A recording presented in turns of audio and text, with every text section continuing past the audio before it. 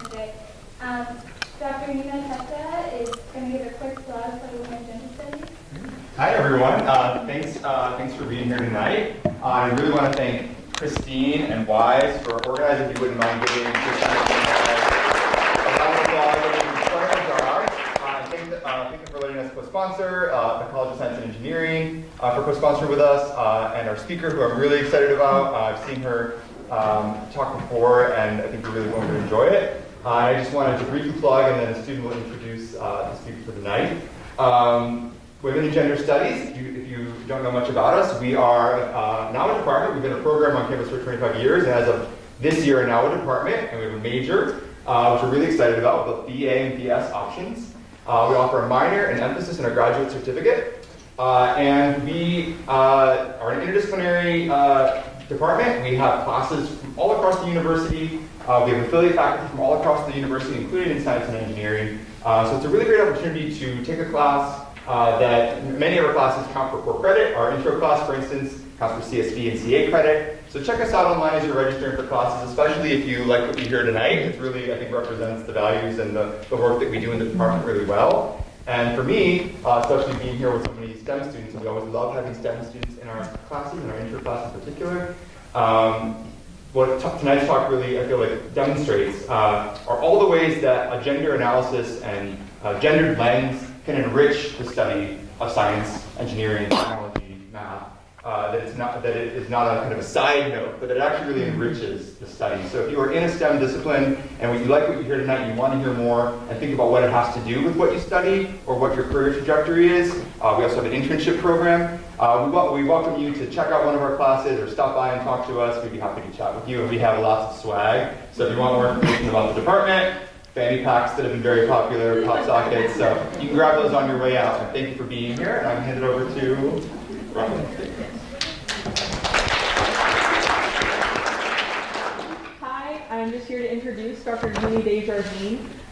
She has a PhD in American history from Brown University, and since then she has taught at multiple universities, has written several books, most recently American Queenmaker, and currently travels the country giving talks, helping women navigate the gender-cultured STEM field. So, welcome. Thank you. Thank you so much. Thank you. I hope, am I projecting as well as Nino was?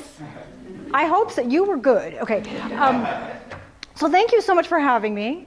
I was telling people we had pizza in one of the other places, for a few hours, and actually this is my first time in Texas. So thank you for having me. Everyone's very hospitable. I'm in shock, actually. I came here from Silicon Valley, and I'm pretty sure I'm supposed to be talking about the Madame Curie Complex, which is this book that I wrote actually a long time ago now. It's been about 9 years. It came out in 2010, and I have to say, I was terrified about showing this to scientists because I thought that this is going to go so against how all you guys are trained. There's a little bit of sort of empirical evidence and data in it, but it's mainly a cultural study, which means that my evidence oftentimes is a little bit more impressionistic. We use what's called discursive evidence a lot of times. And so the things that I'm describing sound a little bit subjective, a little bit impressionistic, sometimes a little bit not black and white. And I thought, scientists are not going to be very receptive to this. But it's turned out pretty amazing, I have to say. And I talked to scientists more than I talked to historians and other people about this book. And that's who I meant to talk to. So I'm thrilled about this. And I think the best way that I can couch this, and what I think might be a little bit of a change for those of you who are very well trained in STEM fields, is I don't see the women in science problem, which has now been renamed the Women in STEM problem since I wrote this book. I don't see it as a numbers problem. You don't just throw a bunch of girls into computer science and math and physics and some of those hyper-masculine engineering fields and stir and the problem's solved. Okay, so I see this whole thing as a cultural problem. And I'll tell you what convinced me of this was the reason why I actually wrote this book. I started writing around 2005. There was this incident where I was teaching. And I know that some of the faculty know about this incident because I was asking. The students probably don't because it was a long time ago now. What was that, 14 years ago? But there was this incident at Harvard University. The president was Lawrence Summers at the time, who's a prominent economist. And there was this big science conference on campus. And there were economists in the room, and there were scientists in the room. And he got up and he started to posit all of these reasons for why there's not a lot of women in STEM fields. And he posited some very reasonable things.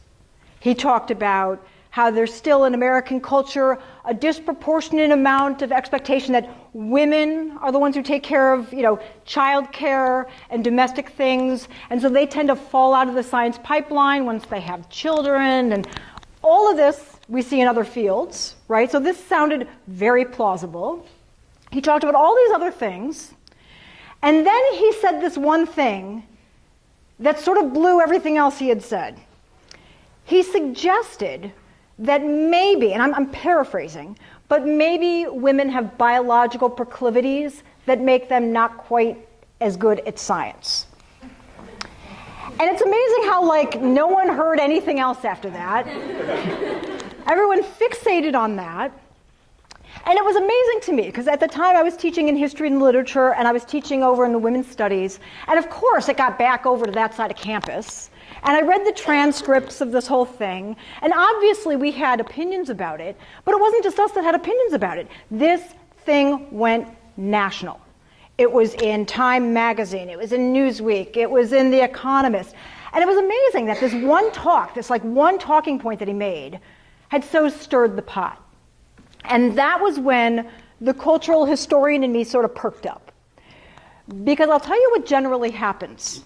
If you're studying cultural history, okay, and you see something like that, some event that has such a charged and loud reaction, it's usually because it's trying to drown out the noise of something else that's going on underneath that we're not really talking about. And that was interesting to me because being a women's studies person, I kind of thought this was an open and shut case. Like, no one in the right mind actually thinks that women are not, biologically inclined to be good scientists. So for me, as a cultural historian, I thought, he struck a nerve. And I'm really, really interested in trying to figure out what that nerve was that he struck. And so that's when I started researching the book, and then a few years later ended up writing the book.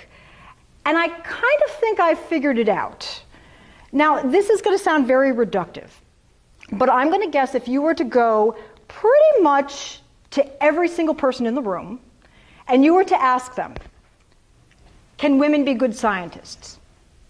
I'm going to go out on a limb, and I'm going to guess that maybe 99 point something percent of us will probably say, of course, right? That is the correct answer in 2019, right? If you're running for president. Or if you're running for president. Or not, yeah. But this is the thing. And I'm not just laying this on the guys in the room, I think it's the women in the room too. I think that there's something also that's kind of subconscious that's going on. I think most of us think that we think, sure, women can be good at doing science if and when they emulate men when they do the science. And so what that tells me is that this is not a numbers problem. This is a cultural problem.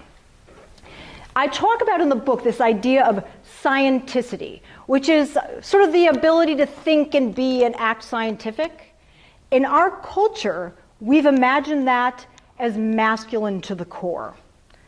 And unless we start to reimagine it differently, women will necessarily be second-class citizens in institutional science. So what I decided I wanted to do with this book is, being an historian and liking going back in time, I wanted to go back to those moments when various science acts and science fields and science institutions started to attach themselves to all of this masculine meaning. Because then if I could find that point of origin, what I could do is I could say, maybe I'll start to deconstruct that. I can pull that apart, look it around, toss it, turn it, and maybe put some different meanings, attach different meanings to scientific acts, and that maybe that can create some more parity for women in the sciences in the 21st century. So that was the plan. That said, when you're writing about gender theory, it can be a little bit abstract and not that interesting to read, to be honest with you. And so what I wanted to do was I wanted to show what that actually looked like, that gendering of science in the lives of real, living, breathing women, from the 19th century all the way into second wave feminism.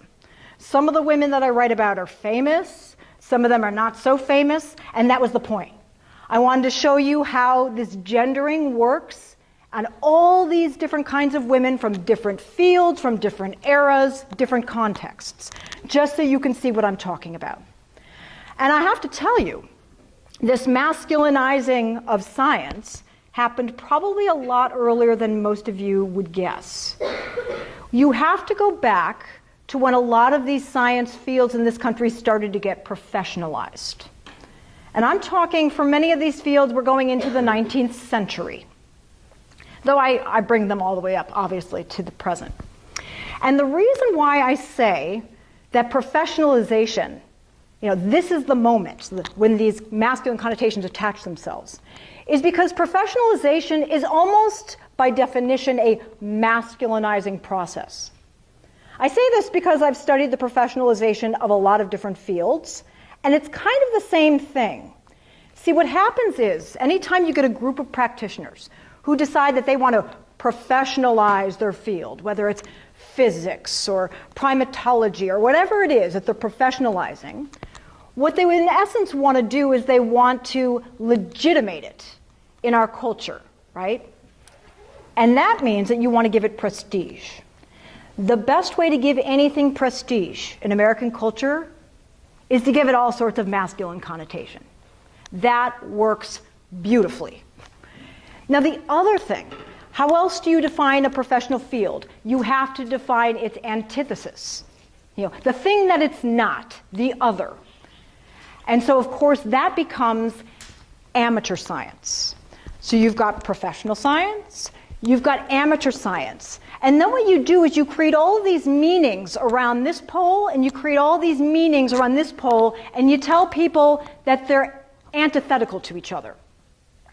And you guys know a lot of these meanings. I don't have to, some of this I think you could probably intuit. But what you basically see is professional science comes to be defined as credentialed science, right? The kind of science that you have to get an academic degree to do, right? And of course the presumption is that it is what we call disinterested, right? No emotional charged reaction there because it's empirical, it's staunch, it's not fast and loose, it's black and white. Disinterested, and of course you can only achieve that kind of science in disinterested spaces. Whether it's the academic lab or some sort of industrial facility of some sort, right? And then you have its antithesis, amateur science. Presumably you don't have to really be credentialed to do that. Presumably it is not necessarily disinterested. It could be very emotionally charged because the questions you ask of it could be, something that is just personal to you. And it doesn't have to take place in disinterested space. It can take place in a very emotionally charged space, like the home, right? You think about sort of that scientific hack running experiments in the backyard. That's amateur science. Now, I don't have to tell you guys, I think you'll probably be able to intuit which one of these poles gets defined in American culture as masculine and which one comes to be seen as feminine. Amateur science starts to get defined as feminine by default because it's also associated with domesticity. And so there are women scientists, no matter what kind of science they're doing, they're going to be stigmatized by these polar meanings, no matter what they do, just by virtue of being women because they are being associated with domesticity. And you may think that that is a really blanket statement. How could I say that every woman gets stigmatized this way? And I say this, historically speaking, because literally these were meetings that stigmatized the most famous woman scientist in the world, Madame Curie.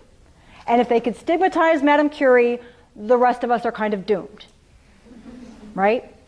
So what I wanted to do in this book is I go all the way back to this interesting moment. We talked about this when we were having our little pizza party, when Madame Curie comes to the United States for the first time.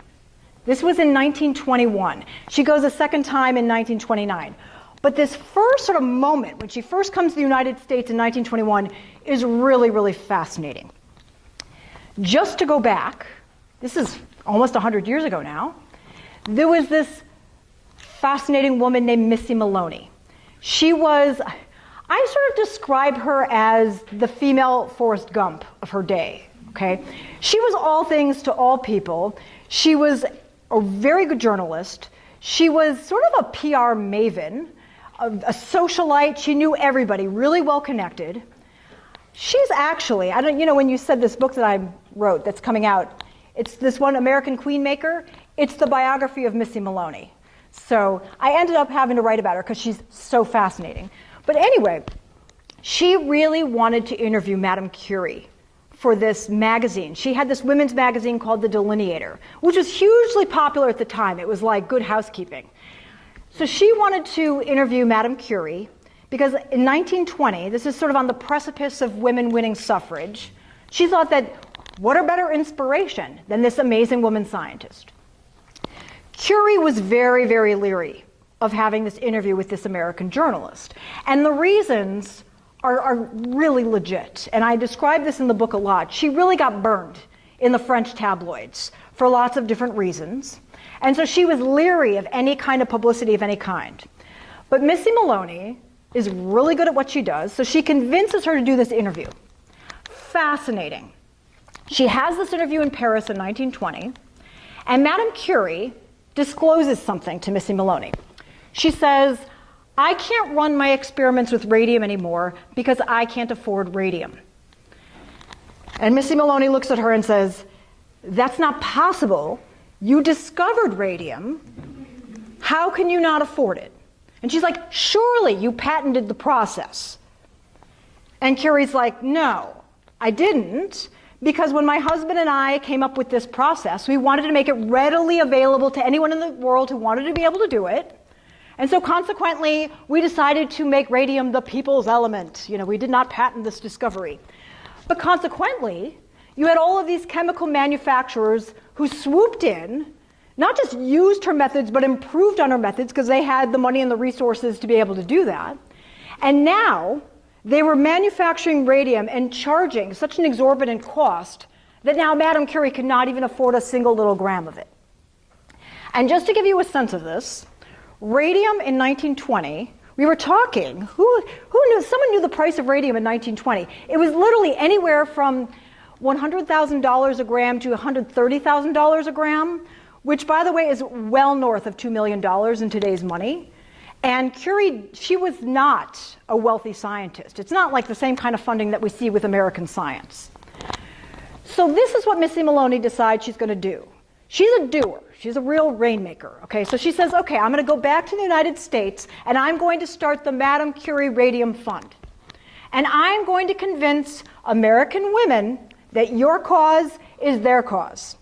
And if they don't write those checks to you, they will convince their husbands to write those checks to you. This is 1920, okay? Their husbands will write those checks to you and you will get your gram of radium.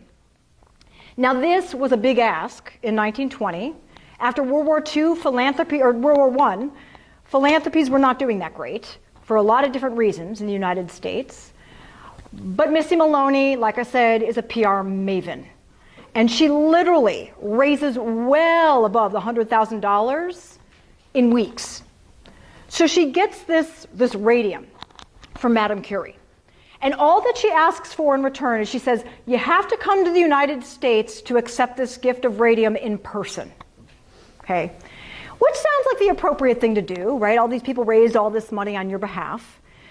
But Curie was pathologically shy. Very, very scared of having to interact with the press. And Missy Maloney says, no, listen, we're just going to, initially she says, we'll do one event. but it's going to be a big event. It's going to be at the White House.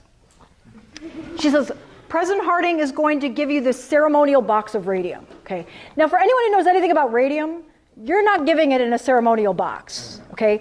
The real radium was actually at the Bureau of Standards encased in 250 pounds of lead. Okay. But they do have this little ceremonial box, and no one knew better. They, gave it to her in this little box, supposedly, right? Because of course you have to make a photo op of this whole thing. Well, Curie comes reluctantly, but what she did not realize was that Missy Maloney, being the PR maven she is, decided that she was going to make it this massive 6-week tour of the continental United States, starting on the East Coast, going to the West Coast. She was going to throw in a trip to the Grand Canyon just so Curie felt like she had some, some rest, a little bit of a vacation. They're going to go to California. They're going to go back through the Midwest, and they're going to end up at Yale. And then she could go and take the boat back from New York. 6 weeks. Actually, Curie made it for about 4 weeks before she was screaming to go home. Because this tour, it was replete with ribbon cuttings and tours and talks and honorary degrees, and her having to shake hands with all these people she didn't know, and she literally lost her mind having to do all this before she was like, I want to go home. But it was a fascinating tour. And I had to tell the story because it says a lot about American culture in general, this tour. But the real gendered story, okay, for our purposes, the story that I thought was so fascinating about this tour was how Maloney had to talk about her in the press so that Americans would like the lady enough to write these checks. And this is where I think Maloney was so sort of culturally astute.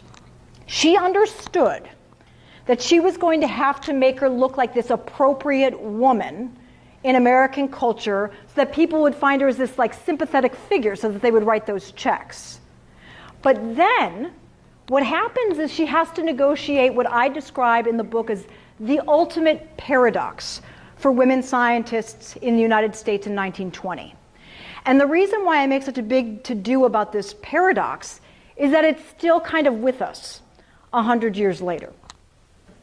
The paradox is that American women have to look domestic. And by that I mean, maternal, benevolent, all the things that get associated with domesticity. They have to have that look about themselves if they want to be seen as appropriate women.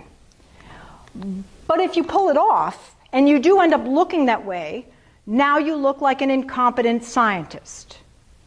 Why? Well, because of those holes of meaning that I was just describing about the ways that professional versus amateur science is getting defined in American life, right? Professional science was getting defined as this staunchly academic endeavor, right? That can only happen in the most disinterested of spaces, right? Meanwhile, the home is being defined as the most emotionally charged space you can think of. And it is also being defined as women's natural place in 1920. So now you can sort of see how this creates, you can kind of do the deductive logic, right? Professional science is being defined as antithetical to domesticity, and women are defined as inherently domestic beings. And by this I mean all the cultural baggage associated with that. Women are presumably more maternal and relational and emotional, and the big no-no in professional science, subjective. Hence, they don't look equipped to do sound, professional, disinterested science. So here's the question. How was Maloney going to handle this cultural contradiction in Madame Curie? I mean, at this stage in her career, the woman had 2 Nobel Prizes in 2 different science fields. I think she's probably a pretty competent scientist. But you have to make her look appropriate so that people will write those checks. So what does Maloney do?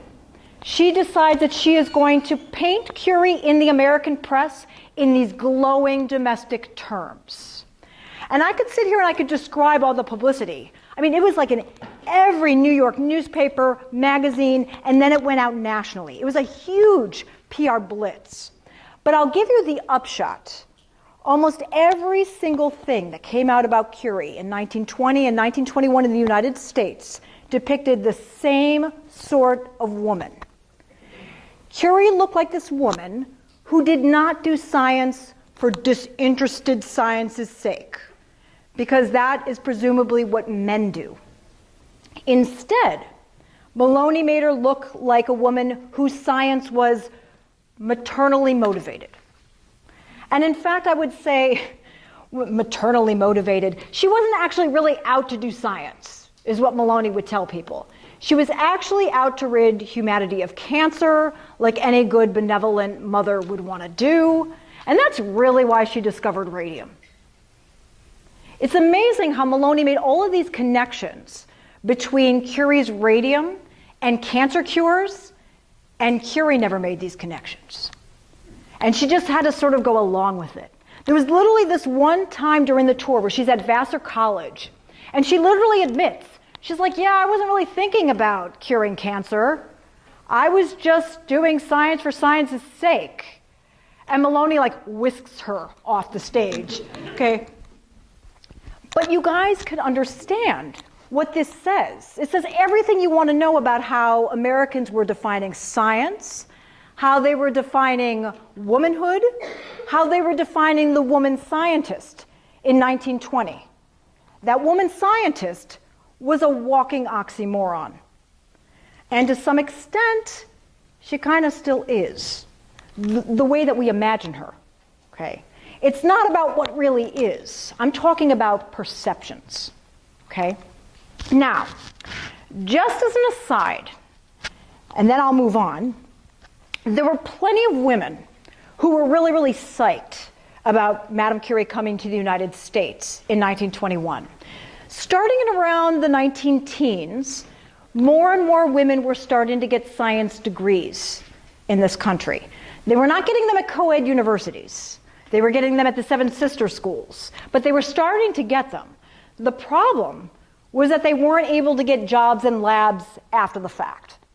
So these women who have these science degrees are hoping that Curie's going to come to the United States. These employers are going to see her as this female model of competence, and then maybe they'll start hiring. You know, that was the hope. And it makes a lot of sense that that should have been what happened. But it turns out that wasn't what happened at all.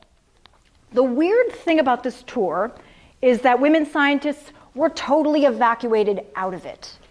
It was all the other people who wanted to exploit Curie's image. You know, the cancer researchers, male academicians, these chemical companies. It ended up being all about them and not about the women scientists. And in fact, what I would argue was the lasting residue of this tour was not all this amazing stuff that happened for women scientists, but rather what I describe as this beleaguering Madame Curie complex. And I think even today, there's a lot of women who sort of feel the complex in little bits and pieces. The Madame Curie complex is women feeling like they have to perform head and shoulders above everyone else to even think that they could be considered for science fields. And I don't just mean head and shoulders above everyone else as scientists, but head and shoulders above everyone else as these sort of perfect mother of the year kind of figures that, you know, Maloney painted Curie to be, but she wasn't. And I don't want to attach all sorts of judgment to this statement, but I want to be really, really clear that when Maloney painted Curie in these glowing domestic shades and made her look like, you know, Mother Teresa with a test tube, and made her look like Mother of the Year, this could not have been further from the reality. And again, she was an amazing scientist, very hyper-focused, very myopic, but that didn't look feminine. There were literally years of her daughters' lives that she had shunted them off to the French countryside to go live with their grandfather so that she could run her experiments uninterrupted. That looked hyper-masculine in 1920, and Maloney was never going to let her look that way in the American press. Unfortunately, though, this PR campaign had these residues. And you guys know why. I mean, most of the narratives, when you see any sort of story about women's history, there's always this presumption that it gets increasingly more progressive and women get increasingly more feminist consciousness, the sort of we've come a long way, baby kind of mantra. But that is not what happens in American science. And in fact, I would say that this masculinizing of science actually intensified before it started to let up a little bit. You get the rise of quantum mechanics in the 1930s. You get atomic physics in the 1940s. And there's all sorts of cultural significance that's infused into the atom bomb in American culture. Really, the World War II era, the 1940s, the 1950s. I describe this moment as the rise of the cult of the heroic physicist. In general, these decades, I also describe them as the heroic age of science. And of course, this is heroism always defined in masculine terms. And that heroic physicist is always a male by default in American media and the American press in the 1940s and 50s. It goes without saying that if you were an American woman who was doing science anyway in the 40s and 50s, there was a virtual cultural invisibility that enveloped you. And it's kind of hard to talk about things you can't see, but I'll tell you where I really, really saw it was when I was doing the research on the women who were working on the Manhattan Project. And a lot of these women who were at Los Alamos, and were doing all of these different projects for the atom bomb. I don't know if you guys realize, there were hundreds, and probably if you even look lower level, thousands of women who were involved in the Manhattan Project. And so I was hell-bent on finding them. And I went to the archive and I'm looking at all these papers trying to find these women. I actually did find a few. There were women, I'm talking high-level atomic physicists, who were literally working right next to Fermi. And were working right next to Oppenheimer. And right next to Einstein. And I found a few of these women's personal papers. And guess what? They write about the guys next to them, but they don't write about themselves. Because they have completely internalized this cultural invisibility in the 40s and 50s. It's actually a little freaky.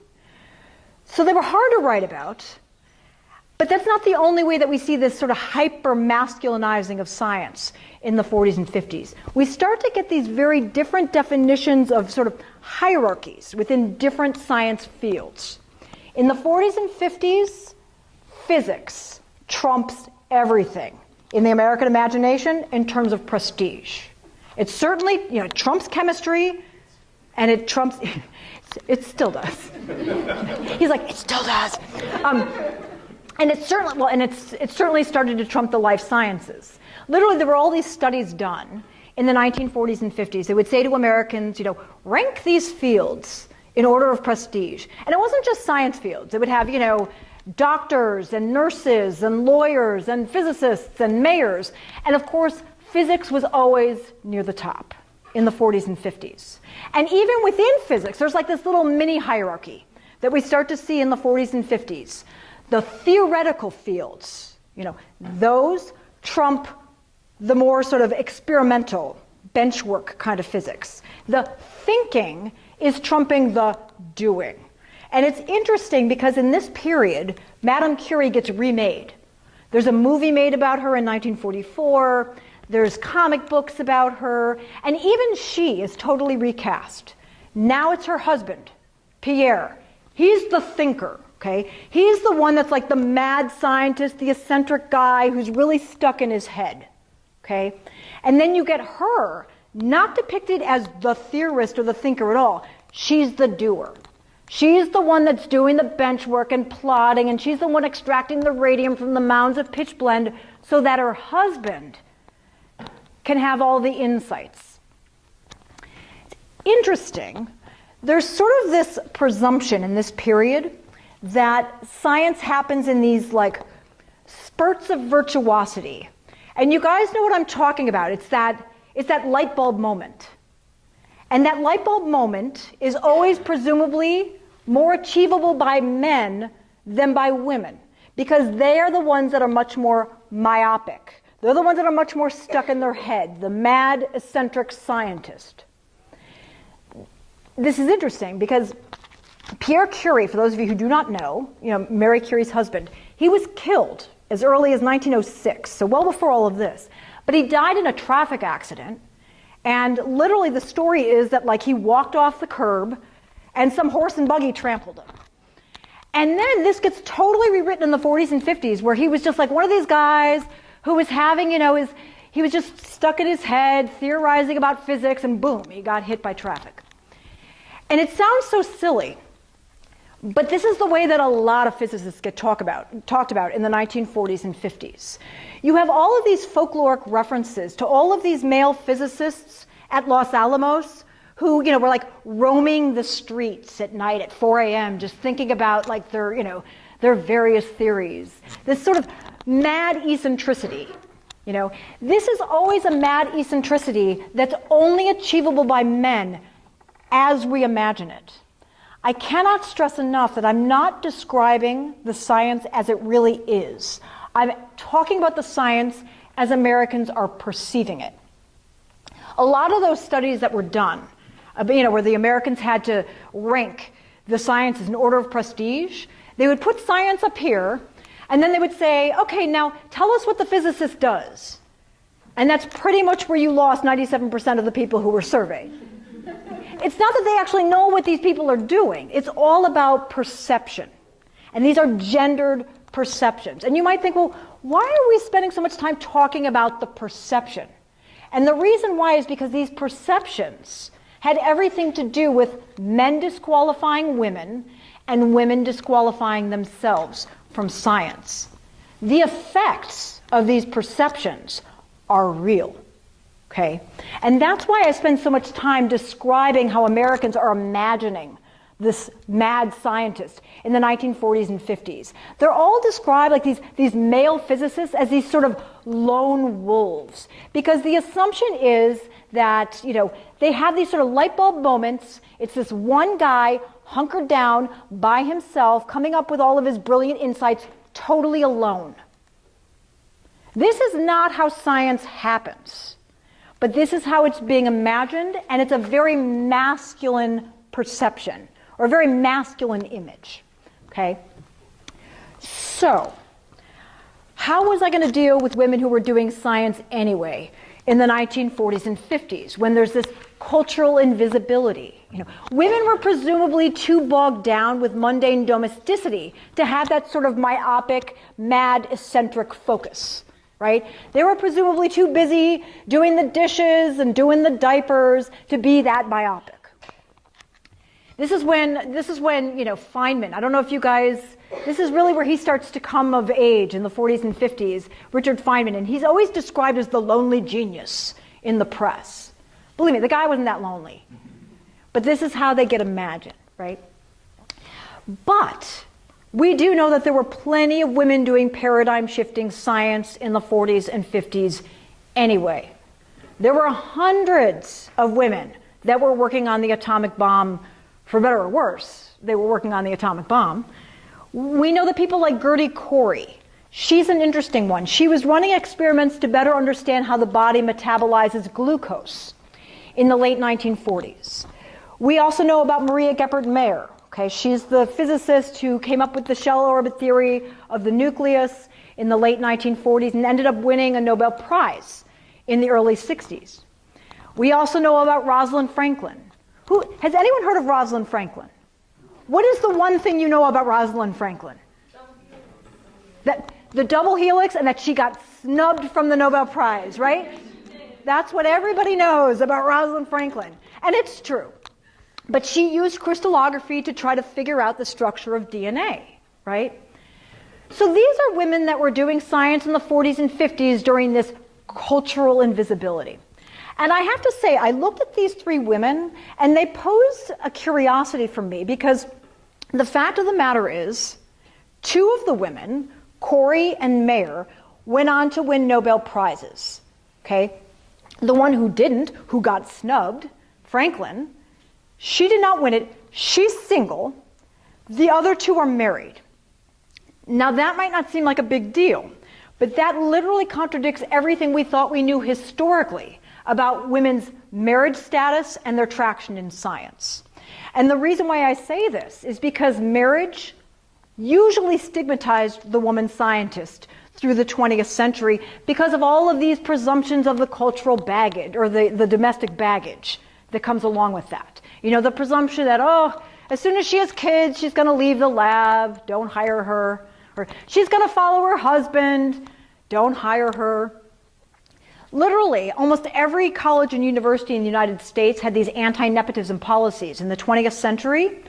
I would say a good 9 out of every 10 who got harmed by those were the wives. Okay, they very rarely worked in the wife's favor when there were these, when you could only hire one of the two, which one was going to get hired? The husband. So knowing that this was the trend, it really seems strange to me that the two married women that I was talking about in the 40s and 50s went on to become Nobel Prize winners. I mean, I would say that this is like the traditional success story in science, right? To go and win a Nobel Prize. So what was it in their situations as married women that allowed them to be seen like that, to get these Nobel Prizes? And that's what I really wanted to focus my attention on when I looked at those two women. But I have to say I also had to qualify what we mean by success story, because both Mayer and Curie literally did science, and I'm talking Nobel caliber science, for decades before someone got the brainchild of an idea to actually pay them for their science. It sounds preposterous now, but in the case of Mayer, she worked for decades as a physicist. And not at like some podunk place. I'm talking she was at Johns Hopkins University, she was at the University of Chicago for decades before she finally won a Nobel Prize, and then the University of California at San Diego decided, you know what, can we hire you with pay? Bring your husband. And that was when she finally got paid. For decades, she was what they called a volunteer professor. I never heard that term in my life. But if you're wondering what being a volunteer professor means, it means doing Nobel caliber research while you are taking a full teaching load. Graduate students and everything. Okay? So there was that. The other thing with Curie and Mayer is that they both got tenured, which makes sense, but way, way, way later than their male peers, and even like the mediocre male peers. Okay? And the other thing, too, is they did eventually become mothers, but very, very late. Not that it matters, but in the 1940s and 50s, when you're having children in your 40s, you're late.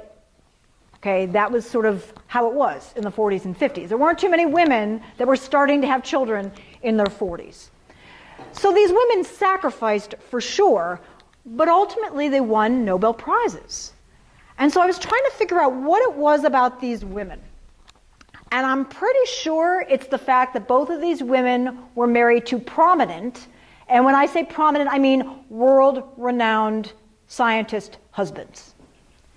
This is not necessarily an asset, because you can also be overshadowed by your prominent, world-renowned husband.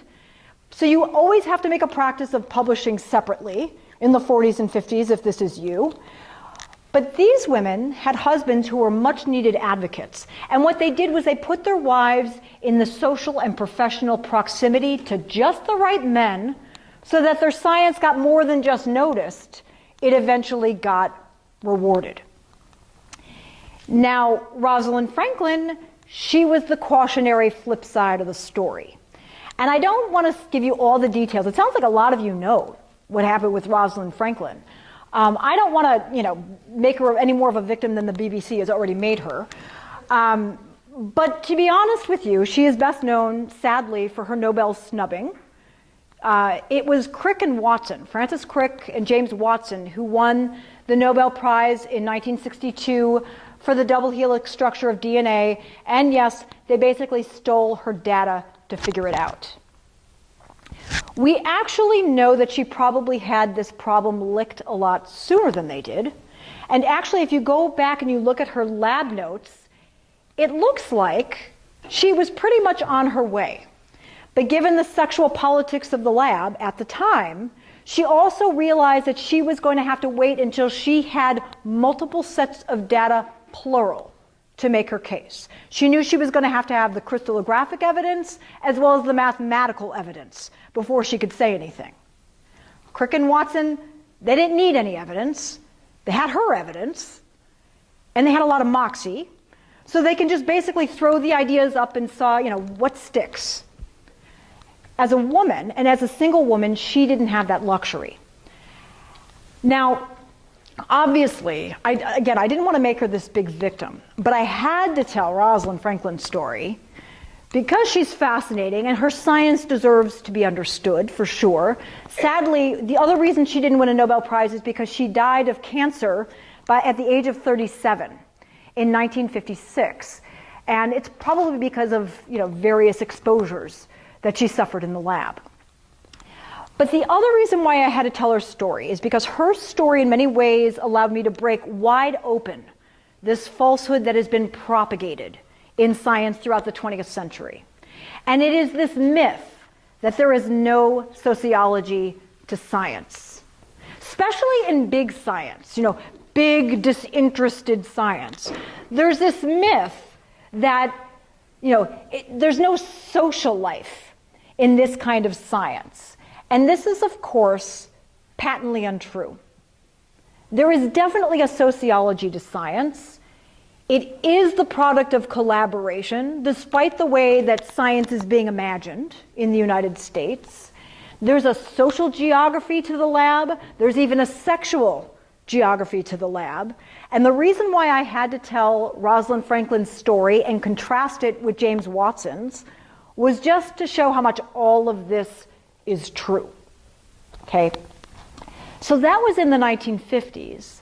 And then in the book I started to shift into the 1960s and 70s, which is the rise of second-wave feminism. Interesting, this is happening at the same time there are some epistemological shifts within science itself. Early in the 1960s, around 1962, this is where there's this scientific philosopher by the name of Thomas Kuhn. He's starting to ruminate about revolutions in science. And he was doing this at the exact same time the feminist Betty Friedan was starting to ruminate about revolutions in gender roles in suburban American homes. Now, most people don't put Betty Friedan and Thomas Kuhn in the same sentence, but I actually see these things as a little bit related. It's very much a similar relativist mindset.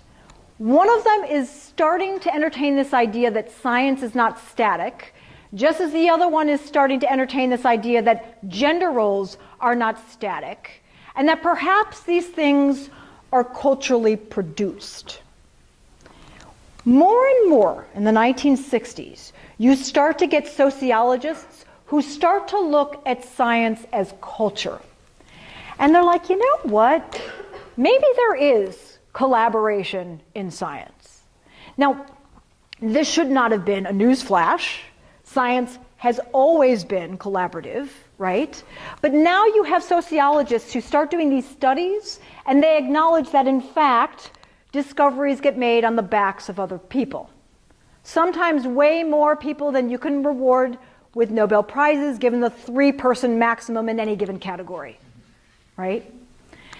And what this started to do, this acknowledgement, you start to see more attitudes changing about what science is. And people say, maybe there's actually politics attached to getting recognized and getting seen and getting rewarded in science. And perhaps these politics work against women. More and more, there were these sociological studies acknowledging, I don't want to overstate the number of them, but acknowledging that this might be the case.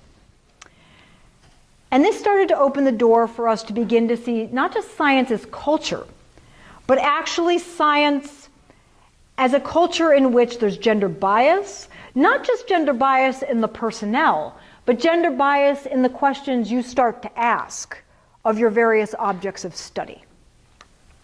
Now, I would love to say that all of this materialized into this glorious feminist revolution, in science, because we actually did see that happen in other professional fields in the United States in the 60s and 70s. But no, That did not happen in science. Women scientists kind of missed the boat of second wave feminism, I have to say. And there's reasons for it. It's interesting. I sometimes wonder, even as late as 2005, when we saw that really charged reaction to Lawrence Summers making those comments about women scientists, I wonder if that charged reaction was a little bit of this very late coming to consciousness, coming to feminist consciousness among women scientists. And I say this because there's an attitude that I've noticed sort of generationally with a lot of women scientists who are now probably of retirement age, that, in some ways they've had to internalize all of those sort of masculine meanings in their fields and those masculine presumptions to feel like they can compete in them. And I was talking about this when we were having our pizza a little bit, that there's sort of this idea of, I was hazed, and so what's the problem with you guys getting hazed?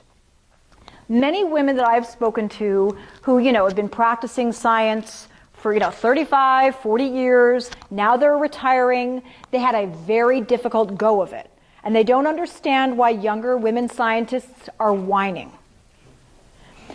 I'll tell you, this mentality, the one scientist that I saw it in most, out of all the people I wrote about in the book, was this woman named Rosalind Yalow. She won the Nobel Prize in 1978 for radioimmunoassay. And this was really like the zenith of second wave feminism. And you had all of these organized feminists come out of the woodwork, and they said, oh, can you come and speak to these girls about being scientists? And it would be so inspiring if you'll talk to these girls. She wanted nothing to do with that project. She literally would tell people, there was this one reporter who was like, oh, we want to write you up because we want to inspire young girls. And she's like, okay, well, I'll give you some advice. Stop your bitching. Basically what she said to her, she said, you want to know how you succeed in science? You got to do what I did. You work 3 times harder than any other guy standing next to you. Questions? Not the most inspiring pep talk anyone's ever given, right? But you know what? I can kind of understand the mentality, because there's this way that women have had to internalize that very masculine culture. You have to master it if you're going to succeed in it, right? And then they don't understand why the rules have changed. So I do talk about women like that. But there's other women who sort of come of age in the 60s and 70s that I talk about too, and they're very, very different. Some of them you probably know because now they're very, very resonant. Has anyone ever heard of Rachel Carson? Rachel Carson, yeah, the proto-environmentalist, right? She was a biologist who wrote, who knows what she wrote? See, you guys know her. Did anyone know Rosalind Yalow before I said her? Did you? Oh, Sorry, I'm a biologist. You're a biologist. But you know what? Did any of the women in the room know her? Okay, but you're a neuroscientist. Yeah. Okay. She had an edge about her. It's amazing, and I write about this in the book a little bit. When she had her babies, she insisted on being that, perfection, the perfect scientist as well as the perfect mother. And so she would work 100-hour weeks in the lab and still go home and nurse the babies and then come back. I'm talking overnight. She was hardcore and did not understand why anyone else wouldn't do that too if they wanted to be successful. Interesting.